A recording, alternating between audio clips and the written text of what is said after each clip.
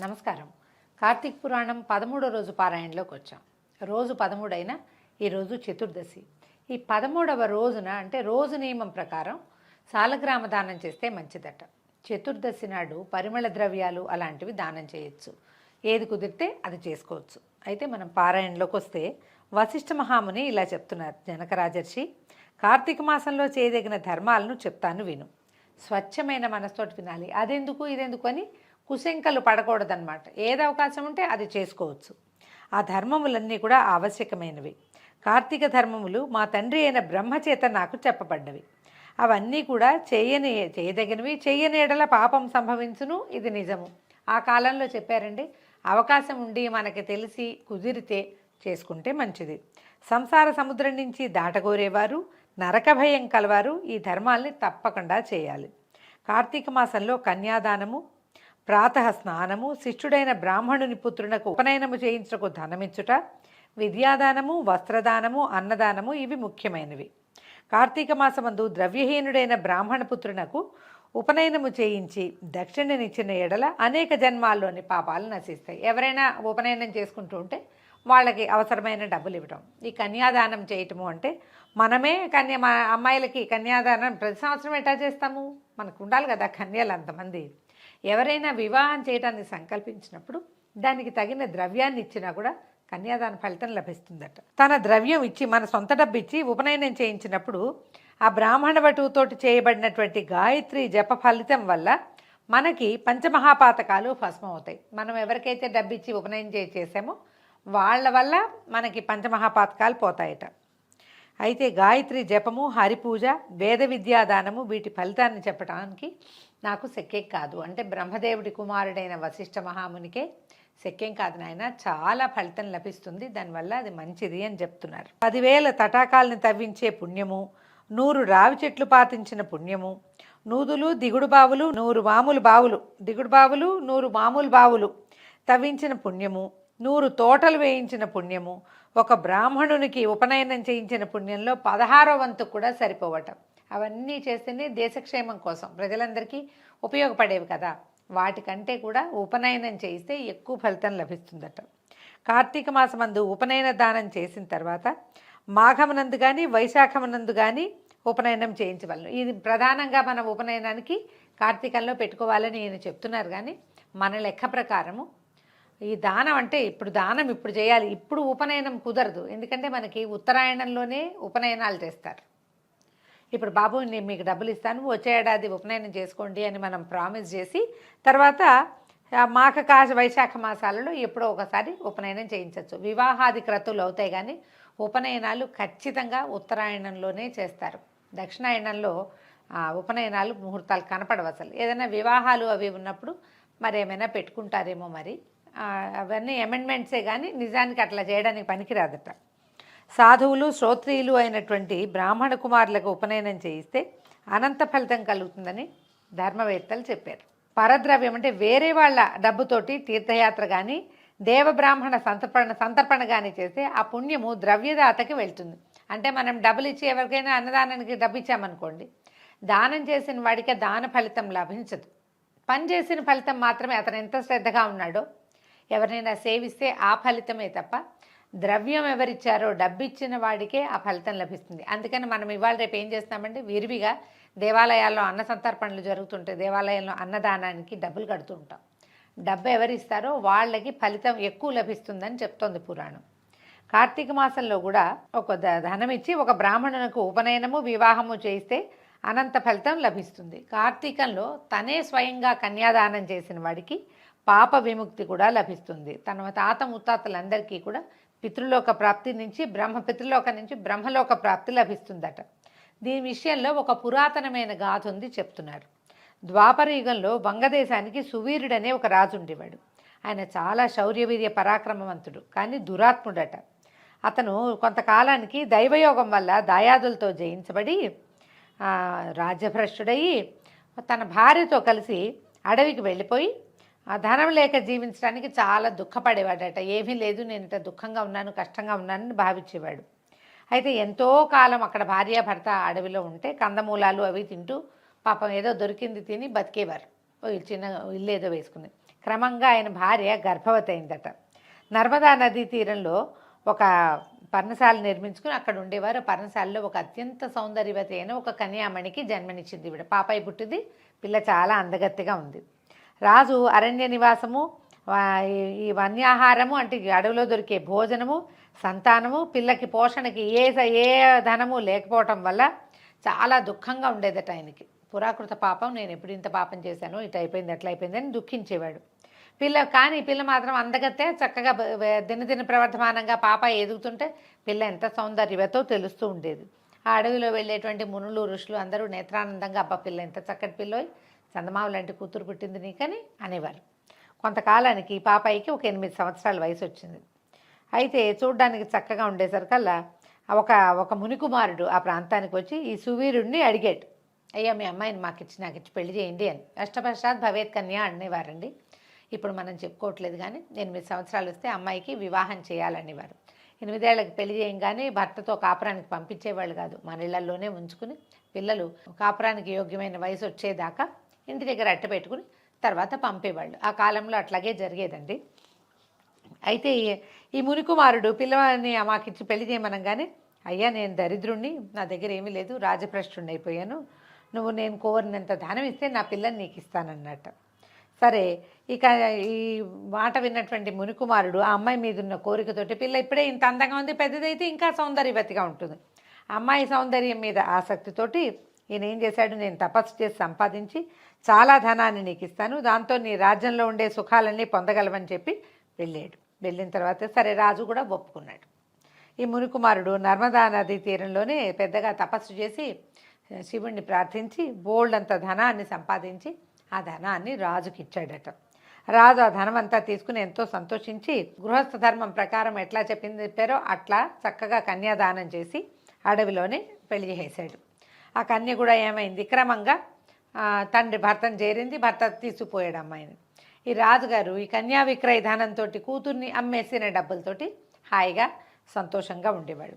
తర్వాత కొంతకాలానికి రాజుగారి భార్యకి మళ్ళీ ఇంకొక కూతురు పుట్టిందట. ఈయనేమనుకున్నాడు, పెద్ద పిల్ల పుట్టినప్పుడు బోల్డు డబ్బు వచ్చింది, ఈ అడవిలో కష్టాలు ఏమీ లేకుండా సమీప గ్రామం నుంచి ద్రవ్యం తెచ్చుకుని హాయిగా ఉన్నాను, ఇల్లు వాకిళ్ళు అన్నీ ఏర్పాటు చేసుకున్నా, ఈ రెండో పిల్లకు కూడా అట్లాగే ఆ పిల్ల ఇంత చక్కగా ఉంటుంది, పెద్ద అమ్మాయి బాగుంది, రెండో అమ్మాయి కూడా ఇంచుమించుగా బాగానే ఉంటుంది, ఈ పిల్లని కూడా నేను ఇలాగే కన్యా విక్రయం చేసి, మనం కన్యాశుల్కం అని ఒక దురాచారం ఉండేది భారతదేశంలో ఇదివరకు, మన వైపు కూడా ఉంది, అలాంటి ఆచారంతో ఈ రెండో పిల్లకు కూడా పెళ్లి చేసి హాయిగా ఉందామని భావించాడు.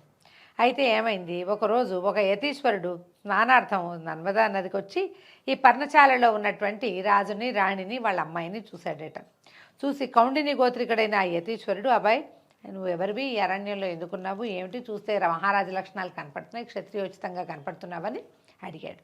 అడిగితే ఇతను చాలా బాధపడుతూ చెప్పాడనమాట, ఈ దుఃఖాలతో చాలా దుఃఖం అండి, దారిద్ర్యంతో సమానమైన దుఃఖం, పుత్ర మృతితోటి కుమారుని మృతితో సమానమైన శోకము, భార్యా వియోగంతో సమానమైన వియోగ దుఃఖము లేవు, పై దరిద్ర దుఃఖంతో ఇలాగే ఈ అడవిలో కందమూలాదులు భక్షిస్తూ ఈ అడవిలో నివాసం చేస్తున్నాను, నాకు అమ్మాయి కలిగింది, ముందు ఆ అమ్మాయిని యవ్వనం రాగానే మునికుమారుని వల్ల వాడి దగ్గర నుంచి బోళ్ళంత డబ్బు తీసుకుని పిల్లని కన్యాదానం చేశాను, వివాహం చేసేసాను, ఇప్పుడు ఆ వివాహం చేసిన డబ్బుతోటి ఇప్పుడు మేము జీవిస్తున్నాము, ఇంకా ఏం వినమంటావు, ఏం చెప్పంటావో చెప్పు అనేసరికల్లా ఆయన ఆశ్చర్యపోయాడు ఆ ముని. అయ్యో ఎంత పని చేసావు, తెలుగు తక్కువ వాడివి నువ్వు, మూఢుడిలాగా ఒక దుష్కార్యం చేసేసావు, కన్యాద్రవ్యంతో జీవించేవాడు యమలోకంలో అసిపత్రం అనే నరకంలో నివసిస్తాడు. ఈ అసిపత్రం అంటే విపరీతంగా ముళ్ళ చెట్లు ఉంటాయటండి, చెట్టుకి ముళ్ళు కాదు, పత్రాలకి ఆకులకు కూడా ముళ్ళు ఉంటాయి, ఆ అసిపత్ర వనం అనేటువంటి నరకం లభిస్తుంది, అసలు చాలా తప్పు. ఇప్పుడు నువ్వు పిల్లని అమ్మేసిన డబ్బు, ఆ డబ్బుతోటి నువ్వేం చేస్తావు, ప్రతి సంవత్సరం నీ పితృదేవతలకి తర్పణాలు విడిచి తదినాలు పెడుతున్నావు, అది గనక ఆ ద్రవ్యంతో తమకి తర్పణం విడవబడిందంటే నీ పితృదేవతలు కూడా అసిపత్ర వనంలో పడిపోతారు. పైగా ఇలా చేస్తే దీనివల్ల నిత్య జీవనం రోజువారీ జీవితం గడిపేవాడు, కూతురు నమ్మిన డబ్బుతో రోజువారీ జీవితం గడిపేవాడు రౌరవ నరకంలోకి పడతాడు. రౌరవ నరకం చెప్పుకున్నాం ఇదివరకు, అదొక జంతువు, దాని నోట్లో నుంచి జ్వాలలు వస్తూ ఉంటాయి, కొమ్ములు ఉంటాయి, దానికి అన్ని రకాల, దానికి మొహం మీద ఉండే రోమాలకు కూడా ముళ్ళు ఉన్నట్టు ఉంటాయి, అది మహా కుమ్మేస్తూ ఉంటుంది, చాలా కష్టం. రౌరవాది నరకాలు చాలా బాధాకరమైనవి. అయితే ఈ సమస్తమైన పాపాలకి ప్రాయశ్చిత్తం చెప్పారు, కానీ ఈ కన్యా విక్రయ పాపానికి మాత్రం ఏ ప్రాయశ్చిత్తం చెప్పలేదు నాయన. కనీసం ఈ కార్తీకంలో శుక్లపక్షంలో, రేపు రాబోతోంది కార్తీక మాసము, శుక్లపక్షంలో రెండో కూతురికి బంగారాభరణాలతో అలంకరించి కన్యాదానం ఇచ్చి వివాహం చేయి నాయన. ఇది మాత్రం చాలా పొరపాటు, ఇలా నువ్వు చేయాల్సింది కాదు. కార్తీకంలో విద్యాతేజశీలయుక్తుడైన వరుడికి కన్యాదానం చేసినవాడు గంగాది సమస్త తీర్థములందు స్నానదానాలు చేసేవాడు పొందే ఫలితాన్ని, యథోక్త దక్షిణాయుతంగా అశ్వమేధాది యాగాలు చేసినవాడు పొందే ఫలితాన్ని పొందుతాడు నాయన అని చెప్పేసరికల్లా అతనికి రాజుగారికి కోపం వచ్చిందట. నీచుడుగా ధనాశతోట అన్నాడు, ఇదేం మాట, పుత్రధారాదులంటే భార్యా పిల్లలు, గృహము ఇల్లు వాకిళ్ళు అవి వస్త్రాలు అలంకారాలు ఉన్నందుకు దేహాన్ని సుఖపెట్టి భోగించాలి. ధర్మం ఏమిటి, పుణ్యలోకం ఏమిటి, దానం ఏమిటి, ఫలితం ఏమిటి, ఎలాగైనా ధనాన్ని సంపాదించి హాయిగా ఉండటమే ముఖ్యము. నా రెండో కూతుర్ని కూడా ద్రవ్యం ఇచ్చేవాడికే, నాకెవడు డబ్బు ఇస్తాడో వాడికే ఇచ్చి ఆ ద్రవ్యంతో హాయిగా ఉంటాను, నీకెందుకు, నీ దారి నువ్వు పొమ్మని కేకలేశాడు. అక్కడున్న మునిగారు ఏమనుకున్నాడు, సరే స్నానార్థం వెళ్ళిపోయాడు, నర్మదా నదికి వెళ్ళిపోయాడు. కొంతకాలం తర్వాత ఈ పిల్ల ఇంకొంచెం పెద్దదయ్యేసరికల్లా ఈ అరణ్యంలో సువీరుడు మరణించాడు. ఈ ఇద్దరు కుమార్తెల తండ్రి మరణించేసరికి యమదూతలు పాశాలతో వచ్చి రాజును కట్టి యమలోకాన్ని తీసుకుపోయారు. అక్కడ యముడు వాడిని చూసి కళ్ళెర చేసి అనేక నరకాలయందు యమయాతలను పెట్టిన తర్వాత అసిపత్ర వనమునందు రాజు పితరులని కూడా వాళ్ళ తాతని ముత్తాతని తండ్రిని అందరినీ అందులో పడేశారు. అసిపత్రం అంటే ఇక కత్తులే ఆకులుగా గల వృక్షాలతో కూడిన చిక్కని వనం, కదిలితే కత్తులు తెగి గుచ్చుకుపోతూ ఉంటాయన్నమాట. ఈ సువీరుని వంశమందు శృతకీర్తి అనేవాడు సమస్త ధర్మాలను ఆచరించి 100 యజ్ఞాలు చేసి అత్యంత ధర్మపరుడుగా రాజ్యపాలన చేశాడు. స్వర్గానికి పోయి ఇంద్రాదుల్లో సేవించబడుతున్నట్ట. ఎప్పుడైతే ఈ శృతకీర్తి ఈ సువీరుడు ఇక్కడికి వచ్చాడో, ఈయన పాపశేషం చేత, సువీరుని పాపశేషం చేత స్వర్గం నుంచి తాను కూడా నరకంలో పడిపోయాడు, యమయాతనలు పొందుతున్నట్ట. ఒకనాడు అడిగాడు ఆ యమపట్టులు, ఇదేమన్యాయము, మహాపుణ్యం చేసిన నన్ను యమలోకంలో ఎందుకు ఉంచారయ్యా, ఇంతకుముందు నేను స్వర్గంలో ఉన్నా, అక్కడి నుంచి నన్ను ఇక్కడికి ఎందుకు తీసుకొచ్చారు అని అడిగేసరికల్లా, పైగా నాకు నరకం రావటం ఏంటి, నేను ఎందరో చెప్పిన ఋషీశ్వర్లు మునీశ్వర్లు గురువులు ధర్మప్రభువులు చెప్పిన మాటలన్నీ విన్నాను, ప్రతిదీ ధర్మంగానే ఆచరించా, నా వల్ల ఏ పొరపాటు లేదు, ప్రతి ధర్మకార్యము భగవంతునికే సమర్పించాను, నన్ను ఎందుకు తీసుకొచ్చారు అని అడిగేసరికల్లా ఏముడు ఏం చెప్పాడంటే, నీవన్నమాట నిజమే, కానీ నీ వంశస్థుడు ఒకడు సువీరుడు అన్నవాడు దురాచారుడై కన్యాద్రవ్యంతో జీవించాడు, ఆ పాపం చేత వాని పితరులైన మీరు కూడా స్వర్గస్థులై కూడా నరకంలోకి పడవలసి వచ్చింది. తర్వాత ఇంకేముంది, ఇక్కడి నుంచి నానా దుష్ట యోనులు ఎందుకు జన్మిస్తారు, ఇక్కడ ఏర్పరచబడిన సమయం అయిపోయిన తర్వాత వాళ్ళు అతను కింద పుడతాడు, మీరు కూడా నానా యోనులు ఎందుకు జన్మించవలసిందే అని చెప్పి ఏం చెప్పాడంటే, శృతకీర్తి విను, సువీరుడికి ఇంకో కుమార్తె, నర్మదా నదీ తీరంలో ఉన్న పర్ణశాలలో తల్లి దగ్గరుంది, దానికి ఇంకా వివాహం కాలేదు. నువ్వు నా ప్రసాదం వల్ల ఈ దేహంతో అక్కడికి వెళ్ళి అక్కడున్న మున్లతో ఈ మాటని చెప్పి కార్తీక మాసంలో ఆ కన్యను యోగ్యుడైన వరుణికిచ్చి కన్యాదానం చేయము. కార్తీక మాసమందు సర్వాలంకారయుక్తురాలైన కన్యను వరుణికిచ్చువాడు లోకాధిపతి అవుతాడు. శాస్త్ర ప్రకారము కన్యాదానము బహుప్రశస్తం. అట్లా కన్యాదానం చేయటకు కన్యాసంతానం లేనివాడు ఒక్క బ్రాహ్మణునికి ధనమిచ్చిన ఎడల ధనదాతయును లోకాధిపతియు అవుతాడు. కన్యలు లేనివాడు 2 పాడి ఆవులను ఎవరికైనా దానం చేస్తే ఇచ్చి కన్యకను తీసుకొని వరుణికిచ్చి వివాహం చేసిన ఎడల కూడా కన్యాదాన ఫలితం పొందుతారు. మామూలుగా మనకి కజిన్స్కి ఎవరికైనా కుదరకపోతే బాబాయిలో మేనమామలో కన్యాదానం చేస్తారు కదా, మనము ఆ కన్య బదులట 2 పాడి ఆవులు ఇచ్చేవారు, పురాణంలో అట్లా చెప్తున్నారనమాట. కాబట్టి నువ్వు శీఘ్రంగా వెళ్ళి బ్రాహ్మణులకు మూల్యం ఇవ్వు, దాని చేత నీ పితరులందరూ తృప్తి పొంది నిత్యము సంతోషిస్తారు అనగానే ఈ శృతకీర్తి యముడి మాట విని యముడికి ఒక నమస్కారం చేసి నర్మదా నదీ తీరంలో ఉన్నటువంటి ఈ సువీరుని యొక్క చిన్న కుమార్తెకి సువర్ణాభరణాలు అవి పెట్టి చక్కగా సాలంకృత కన్యాదానం చేశాడనమాట. కార్తీక పక్షంలో ఈశ్వర ప్రీతిగా విద్యుక్తంగా కన్యాదానం చేశాడు. ఆ పుణ్యమహిమ చేత సువీరుడు యమపాశం నుంచి యశుపత్రవానం నుంచి విముక్తుడై స్వర్గానికి పోయి సుఖంగా ఉన్నాడు. తర్వాత ఏం చేశాడు, శృతకీర్తి 10 మంది బ్రాహ్మణ బ్రహ్మచారులకు కన్యామూల్యాన్ని ఇచ్చాడు. ఈ డబ్బుని దానం చేసేసాడనమాట. దాని చేత వాళ్ళ పితరులందరూ విగత పాపలే స్వర్గానికి పోయారు. తను కూడా యథాగతంగా, అంటే ముందు స్వర్గం నుంచే కదా తిరిగి వచ్చాడు, అక్కడికి వెళ్ళిపోయాడు. కాబట్టి కార్తీక మాసమందు కన్యాదానం ఆచరించేవాడు విగత పాపుడు అవుతాడు, ఇందులో సందేహం లేదు. కన్యామూల్యం ఇవ్వలేని వాళ్ళు మాటతోనైనా వివాహానికి సహాయం చేసినా కూడా వాళ్ళకి పుణ్యం లభిస్తుంది. మనమేం డబ్బు ఇవ్వలేము, కానీ ఒక పెళ్లి కుదురుస్తాం, ఒక పిల్లకి ఇవ్వ మంచి సంబంధం అని చెప్తాం కదా, ఆ మాట చెప్పి వివాహానికి కారణమైన వాడికి కూడా పుణ్యం లభిస్తుందట. కార్తీక మాసంలో కార్తీక వ్రతాన్ని ఆచరించేవాడు హరిసాయుధ్యానికి పోతాడు, ఇది నిజము. ఒకవేళ నా మాట నమ్ము ఈ ప్రకారంగా కార్తీక వ్రతం ఆచరించలేని వాళ్ళు రౌరవాది నరకాలు పొందుతారని వశిష్ఠ మహాముని జనక రాజర్షికి చెప్తున్నారు. దీంతో 13వ రోజు పారాయణ పూర్తయింది. రేపు ఉదయం మళ్ళీ 14వ రోజు పారాయణతో కలుసుకుందాం. నమస్కారం.